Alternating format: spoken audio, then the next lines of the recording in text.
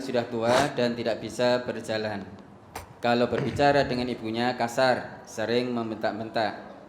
Yang membuat saya tidak tega, setiap saya menjenguk nenek, nenek sering menangis karena kelakuan bibi saya yang kasar.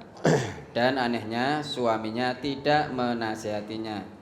Ustaz, mohon nasihatnya untuk kami semua lewat pengajian akad pagi ini. Betapa sangat wajibnya menghormati dan menyayangi kedua orang tua kita, Ustaz. Kalau betul yang disampaikan, itu anak durhaka. Anak durhaka itu tidak ada tempat yang pantas kecuali neraka. Salah satun la yanzurullahu azza wa jalla ilaihim yaumal qiyamah. Ada 3 golongan yang Allah tidak akan lihat pada hari kiamat nanti. Yang pertama, al-aqu liwalidayhi. Orang yang durhaka pada orang tuanya. Wal mar'atul mutarajjilah. Perempuan yang menyerupai laki-laki. Wad dayus, yaitu dayus. Seseorang yang membiarkan perzinahan terjadi di rumahnya. Ini tidak akan dilihat oleh Allah pada hari kiamat. Ini satu rangkaian hadis Nabi. Kemudian Nabi melanjutkan, wa salasatun la yadkhulunal jannah. 3 golongan tidak akan masuk surga. Kalau pertama tadi, salasatun la yanzurullahu ilaihim yaumal qiyamah. Allah tidak lihat pada hari kiamat. Kelanjutan hadis itu Nabi sebutkan lagi, salasatun la yadkhulunal jannah. 3 golongan yang tidak akan masuk surga. Yang pertama, Nabi ulangi lagi, al-aqu liwalidayhi. Orang yang durhaka pada orang tuanya. Yang tidak dilihat oleh Allah tadi Nabi juga sebutkan, al-aqu liwalidayhi. Saat menyebutkan 3 golongan yang tidak masuk surga, Nabi juga ulangi lagi, al-aqu liwalidayhi. Durhaka pada orang tua. Itu tidak dilihat oleh Allah pada hari kiamat. Karena tidak dilihat oleh Allah, sudah seret masuk neraka. Sehingga dia tidak akan masuk surga. Ini bisa didapati dalam hadis riwayat Al-Imam An-Nasai juz 5 halaman 80. Di samping itu, Allah Azza wa Jalla memberikan satu perintahnya, ketetapan yang sangat tegas sekali, yang bisa kita lihat dalam Quran surat Al-Isra ayat 23-24 itu. Mari diulangi, diingat kembali. Surat Al-Isra surat ke-17 ayat 23 dan 24. Wa qadha rabbuka alla ta'budu illa iyyahu wa bil walidaini ihsana imma yablughanna 'indakal kibara ahaduhuma aw kilahuma fala taqul lahumā uffin wa la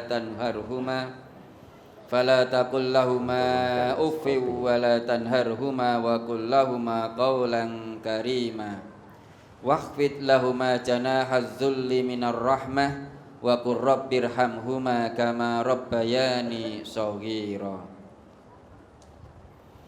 Dan Tuhanmu telah memerintahkan supaya kamu jangan menyembah selain Dia, dan hendaklah kamu berbuat baik pada ibu bapakmu dengan sebaik-baiknya. Jika salah seorang di antara keduanya atau kedua-duanya sampai berumur lanjut dalam pemeliharaanmu, maka sekali-kali janganlah kamu mengatakan kepada keduanya perkataan dan janganlah kamu membentak mereka, dan ucapkanlah kepada mereka perkataan yang mulia. Ada notnya tidak? Ada, Ustaz. Ya.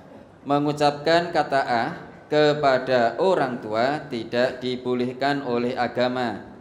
apalagi mengucapkan kata-kata atau memperlakukan mereka dengan lebih kasar daripada itu. Ini betapa pentingnya bakti pada orang tua di sisi Allah.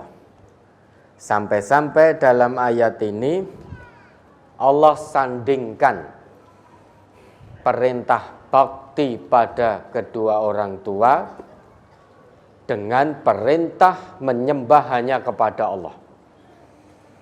Wa qadha rabbuka alla ta'budu illa iyyah. Dan Tuhanmu yaitu Allah telah memerintahkanmu agar kamu jangan menyembah kecuali hanya kepadanya. Setelah itu langsung datang perintah berbakti kepada kedua orang tua. Wabil walidaini ihsana. Dan Tuhanmu juga telah memerintahkan kepadamu selain agar kamu menyembah hanya kepada Allah, Tuhanmu juga telah perintahkan agar kamu berbakti kepada kedua orang tua. Ini betapa pentingnya bakti kepada kedua orang tua di sisi Allah. Sampai-sampai Allah sandingkan perintah bakti kepada kedua orang tua dengan perintah menyembah hanya kepada Allah. Sehingga berurutan itu, beriringan. Maka bisa diambil pelajaran, meski dia menyembah Allah, meski dia ngaku sebagai orang yang beriman, namun jika tidak berbakti kepada kedua orang tuanya, keimanannya menjadi masalah di sisi Allah. Karena ini orang yang beriman itu bentuk atau tanda bukti keimanannya, dia berbakti kepada kedua orang tua. Salah satu bentuk baktinya dalam ayat itu Allah jelaskan, fa imma atau imma yablughanna indakal kibara ahaduhuma au kilahuma fala taqul lahuma uff wala tanharhuma wa qul lahuma qaulan karima. Jika salah seorang dari keduanya atau kedua-duanya berusia lanjut dan dalam pemeliharaanmu, maka sekali-kali jangan pernah kamu katakan kepada keduanya perkataan uff. Berkata uff atau saja atau mencep saja tidak boleh. Itu tidak boleh. Dilarang oleh Allah. Atau dok le tolong belikan bapak atau ibu ini. Tidak maksiat perintahnya. Anaknya mencep. Mbok kosek to, Bu. Mbok kosek to, Pak. Lagi sibuk WA-WA-an.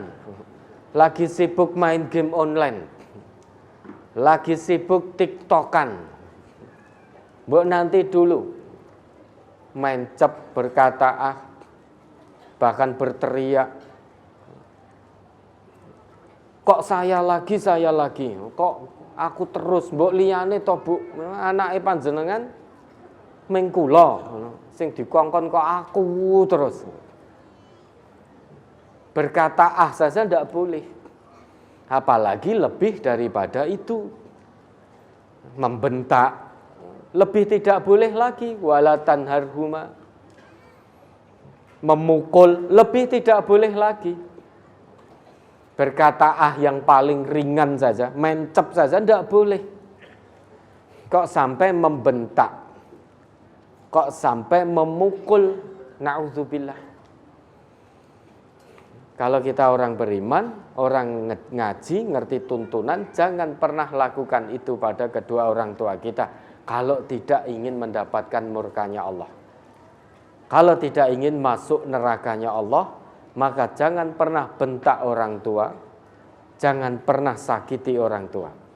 Terus katakan perkataan yang mulia. dan tetap rendahkan diri di hadapan keduanya dengan penuh kasih sayang. Waqfid lahuma janahad dzulli minar rahmah wa qur rabbirhamhuma kama rabbayani saghira. Doakan keduanya. Ya Allah, kasihilah kedua orang tuaku sebagaimana keduanya telah mendidikku di waktu kecil.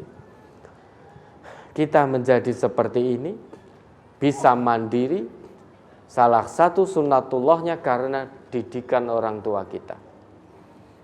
Ibu kita yang mengandung, ibu kita yang melahirkan, kedua orang tua yang merawat. Andai kata bukan karena ridha Allah, tanpa melalui kedua orang tua kita, niscaya kita tidak ada di dunia. Atau kita ada tanpa ridha Allah melalui pendidikan dan perawatan kedua orang tua kita, kita pun tidak bisa berjalan dengan baik. Tidak bisa mandiri. Maka jangan mentang-mentang sudah dewasa, sudah besar, sudah punya penghasilan sendiri, sudah kaya, sudah bisa beli apa-apa dengan uangnya sendiri, tidak minta lagi ke orang tuanya sudah sepuh. Dalam perawatan kita mengeluh terus. Sedikit-sedikit bentak orang tuanya. Wis wong tua nyusahke tok. Harus nyawi, ganti popok, harus ini itu, nyibini dan lain sebagainya. Wong tua nyusahke tok, terus akhirnya kirimlah ke panti jompo.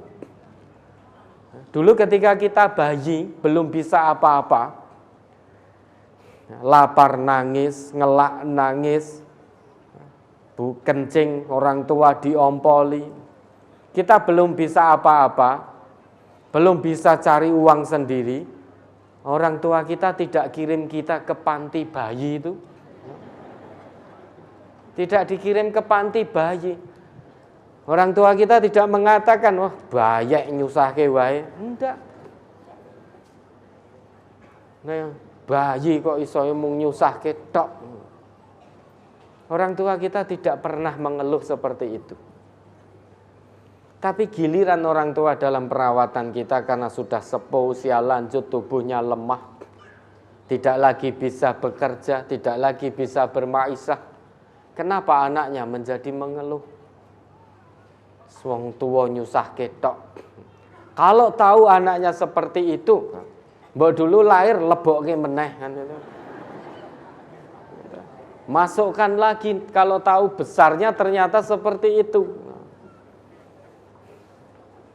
Mbok dikirim ke panti bayi kan itu. Akhirnya banyak anak yang merasa kerepotan. Repot tidak bisa bekerja, repot tidak bisa piknik dengan anak istrinya karena ngurusi orang tuanya. Akhirnya orang tuanya kirim ke panti jompo. Durhaka itu, jangan harap surganya Allah. Benar, jangan harap surganya Allah. Mbok sholat kaya ngopo, kalau durhaka pada orang tua, jangan harap surganya Allah. Maka jangan bentak orang tua. Jangan teriak-teriak di hadapan orang tua karena benci, karena marah. Tetap katakan perkataan yang mulia. Sebagaimana Nabi Ibrahim saat memberikan nasihat pada ayahnya. Tetap dengan perkataan yang lemah lembut, perkataan yang mulia. Ya abati, wahai ayahanda sayang. Perkataannya tetap lemah lembut meski ayahnya Nabi Ibrahim itu menjadi penentang Allah, menjadi musuh Allah. Bagaimanapun perintah Allah, anak harus bersikap ma'ruf kepada kedua orang tuanya ketika di dunia. Wa sahibahuma fid dunya ma'rufan. Wa in jahadaka ala an tusyrika bima laisa laka bi ilmun fala tuti'huma wa sahibahuma fid dunya ma'rufa. Coba diingat kembali ayatnya itu. Wa in jahadaka ala an tusyrika bima laisa laka bihi ilmun fala tuti'huma wa sahibahuma fid dunya ma'rufa. Ilayya marji'ukum jami'an fa unabbi'ukum bima kuntum ta'malun.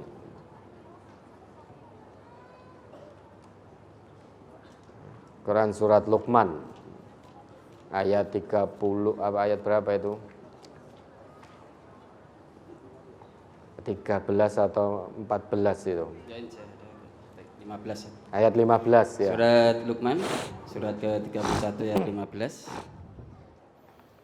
Wa in jahadaka ala an tusyrika bima laisa laka bihi ilmun fala tuti'huma wa sahibahuma fid dunya ma'rufa wattabi' sabila man anaba ilayya summa ilayya marji'ukum fa unabbi'ukum bima kuntum ta'malun. Dan jika keduanya memaksamu untuk mempersekutukan dengan aku sesuatu yang tidak ada pengetahuanmu tentang itu, maka janganlah kamu mengikuti keduanya dan pergaulilah keduanya di dunia dengan baik, dan ikutilah jalan orang yang kembali kepadaku, kemudian hanya kepadakulah kembalimu, maka ku beritakan kepadamu apa yang telah kamu kerjakan. Ya. Mentaati perintah kedua orang tua itu ada batasannya. Kalau keduanya memerintahkan kita untuk bermaksiat kepada Allah, menyimpang dari aturan Allah dan tuntunan Rasulullah, maka fala tuti'huma, jangan taati keduanya. Meski demikian tetap wasahibahuma fid dunya ma'rufa, pergauli keduanya dengan sikap ma'ruf. Bergaul dengan kedua orang tua dengan sikap ma'ruf. Perintah yang maksiat tidak kita taati, karena biar bagaimanapun tidak dibenarkan mentaati perintah siapapun yang isinya mengajak maksiat kepada Allah keluar dari tuntunan Rasulullah. La ta'ata li makhluqin fi ma'siyatillah. Innamat ta'ah fil ma'ruf. Tidak ada taat dalam bermaksiat kepada Allah. Sekalipun yang memerintah kedua orang tua kita, kalau isi perintahnya maksiat, maka la sam'a wala ta'ah. Jangan dengar, jangan taati. Karena yang namanya taat fil ma'ruf, dalam kebaikan. Kebaikan berarti sesuai dengan petunjuk Allah, sesuai dengan tuntunan Rasulullah. Namun demikian, sekalipun kita tidak mentaati perintah maksiat dari orang tua kita, bukan berarti kita boleh marah-marah. Bukan berarti kita boleh membentak-bentak keduanya. Aturan Allah jelas, wasahibahuma fid dunya ma'rufah. Bergaul dengan keduanya di dunia dengan cara yang ma'ruf, sikap yang baik. Ini perintah Allah. Maka hati-hati. Bersyukur harusnya seseorang yang ternyata Allah takdirkan untuk mengurusi orang tuanya yang sudah sepuh. Harusnya dia bersyukur. Kenapa? Karena surganya didekatkan oleh Allah. Ada di rumah kita. Surganya didekatkan oleh Allah. Maka jaga dengan baik, jangan sampai surga itu pergi menjauh dari kita. Ya, ada orang ngaku Islam, orang tua sudah sepuh, lemah, tidak bisa bermaisah, kok dari sekian anak Allah takdirkan orang tuanya ternyata berada di tempat salah seorang anaknya. Harusnya anak ini bersyukur. Diberi anugerah luar biasa oleh Allah daripada anak-anaknya yang lain. Anugerah itu adalah surganya didekatkan oleh Allah. Berada dalam rumahnya. Orang tuanya berada dalam pemeliharaannya. Berada dalam perawatannya. Harusnya bersyukur, jangan sampai mengeluh. Surganya di hadapannya pagi, siang, sore, malam, pagi, siang, sore, malam. Sampai pagi lagi ada surga di dekatnya. Jangan disia-siakan. Tunaikan dengan baik, dengan penuh keikhlasan. Kita berbakti kepada kedua orang tua. Merawat orang tua, tujuan utamanya karena Allah. Karena Allah yang perintahkan, Nabi yang contohkan, Nabi yang perintahkan. Tujuan utamanya itu. Bukan tujuan utamanya bukan karena itu orang tua kita. Tapi tujuan utamanya karena menjalankan perintah Allah. Kalau Allah tidak perintahkan, maka kita tidak akan lakukan. Kalau tujuannya hanya karena itu kedua orang tua kita, orang di luar Islam pun banyak yang berbakti pada orang tuanya. Orang di luar Islam banyak yang lebih sungguh-sungguh, lebih sabar merawat kedua orang tuanya saat beliau sepuh dan dalam pemeliharaannya. Orang di luar Islam itu banyak yang tidak mengeluh ketika merawat kedua orang tuanya. Tetapi banyak orang Islam yang justru mengeluh saat merawat kedua orang tuanya. Kalau sama-sama tujuannya karena orang tua kita, apa bedanya antara orang beriman merawat orang tuanya dan orang yang tidak beriman kepada Allah juga merawat kedua orang tuanya? Apa bedanya di sisi Allah? Enggak ada bedanya. Maka biar ada perbedaan, kita merawat kedua orang tua kita, berbakti kepada keduanya, bukan semata-mata karena keduanya orang tua kita, namun karena murni mutlak perintah Allah. Sehingga tujuannya lillahi rabbil alamin. Kalau tujuannya lillah, insya Allah bisa ikhlas dalam merawat orang tua. Kalau ikhlas, insya Allah tidak mengeluh, tidak berkata tidak membentak, tidak menyakiti orang tua, dan lain sebagainya, dan lain sebagainya. Tetap berbakti kepada keduanya. Karena kita tahu durhaka pada orang tua menjadi penyebab terhalang surga kita. Na'udzubillah. Dan itu salah satu dari sekian banyak dosa besar yang Nabi sebutkan. Al-kabair. Di antara dosa-dosa besar, yang pertama al-isyraku billah, menyekutukan Allah. Yang kedua wa'uququl walidain, durhaka kepada kedua orang tua. Yang ketiga wa qatlun nafsi, membunuh seseorang. Yang keempat wal yaminul ghamus, sumpah palsu. Ini diantara dosa-dosa besar yang Nabi kita sebutkan. Maka usaha maksimal jauhi dosa-dosa ini. Kalau mengharapkan rahmat dari Allah, kalau mengharapkan surganya Allah, maka baktilah kepada kedua orang tua apapun kondisinya.